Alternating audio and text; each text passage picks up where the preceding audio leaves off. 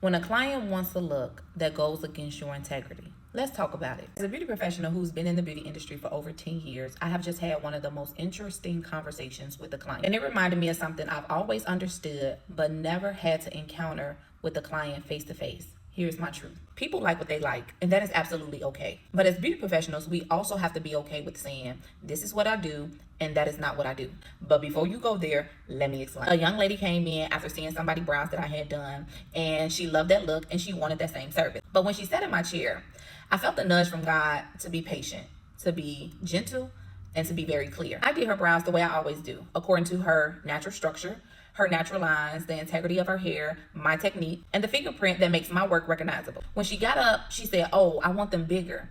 And I told her very respectfully, that's not what I do. She said, "Well, I thought as the client, I tell you what I want and you just do it." And I said, yes, some artists do that. But I do what's best for you, not just what you want in the moment. Because here's the truth. If I didn't care about your natural brows, your bone structure, or just wanted your money, yes, I can just draw on anything, give you whatever trend you bring in. But that is not integrity. That is not professionalism. And that is not my brand. I let her know kindly. You came to me because you saw my work.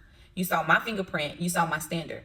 But when you walk out of here, you are not just a client. You are a representation of my artistry. And do you know what? She understood and she respected it. We had a grown, respectful, educational conversation. No attitude, no hostility, no none of that. She said, "Well, can I come see you for my lashes?" And I said, "Of course." Because the issue wasn't her. It wasn't disrespect. It was simply preference. She wanted something that goes against the integrity and standards of my work, and that's okay. So here's the lesson for both clients and beauty professional. You must know your standards. You must know the integrity of your brand, and you must know what you do and what you do not.